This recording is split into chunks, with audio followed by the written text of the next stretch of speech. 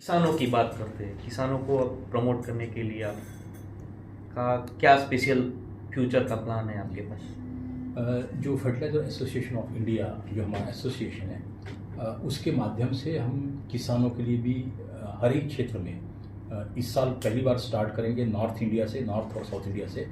अगली बार north, south, east, waste चारों भागों में हम लोग किसानों की अवेयरनेस बढ़ाने के लिए कार्यक्रम शुरू करने वाले हैं, जिसमें बैलेंस्ड यूज़ ऑफ फर्टिलाइज़र ये एक एस्पेक्ट होगा, क्योंकि हमारे किसान बैलेंस्ड यूज़ ऑफ फर्टिलाइजर, संतुलित उपयोग। किसान इस्तेमाल तो करते हैं फर्टिलाइज़र, लेकिन ऐसा नहीं कि अज्ञानी है, वो जानकार है, सब कुछ जानते हैं, अच्छी तरह से जानते हैं, लेकिन किस प्रकार नया ज्ञान देने के बाद में किस प्रकार बैलेंस बना सकते हैं। तो बैलेंस अगर बना देंगे तो ये जो नाइट्रोजन, फास्फोरस, पोटेशियम का यूज़ हो रहा है, इसके साथ में माइक्रोन्यूट्रिएंट का भी यूज़ करना शुरू कर देंगे, इसके साथ में थोड़ा ऑर्गेनिक भी इस्तेमाल करेंगे, तो उससे मिट्टी की हेल्थ भी खराब नहीं होगी और प्रोडक्टिविटी भी एडवर्सली इम्पैक्ट नहीं होगी। एक तो ये कार्यक्रम इसके अंदर रहेगा। दूसरा, जो नए फार्मुलेशंस आ रहे हैं, जैसे नैनो फर्टिलाइजर्स आ रहे हैं, स्पेशलाइज्ड फर्टिलाइजर्स आ रहे हैं, कस्टमाइज्ड फर्टिलाइजर्स आ रहे हैं, ये क्योंकि किसानों को तो सिर्फ यूरिया ही पता है। यूरिया के अलावा जो जो चीज़ हुई है वो लेबोरेटरी में हो रही है या साइंटिस्ट लोग जानते हैं, लेकिन किसान लोगों के पास तक वो पहुँचे।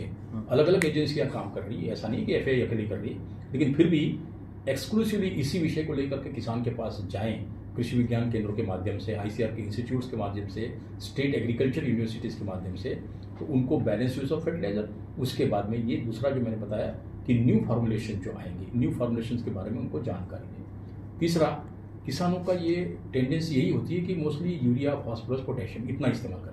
माइक्रोन्यूट्रिएंट के बारे में वो अनभिज्ञ होते हैं या फिर उसकी तरफ अनदेखा कर देते हैं, क्योंकि वो चाहते कि क्यों फालतू में पैसा वेस्ट करें। क्योंकि यूरिया का एक छिटा मारेंगे तो तुरंत फसल आपको उठती हुई दिखाई देती है, लेकिन जो बाकी चीज़ें जो हिडन है, जिंक डाल दिया, मोलिब्डेनम डाल दिया, कॉपर डाल दिया, तो उसका इफेक्ट आपको दिखाई नहीं देता।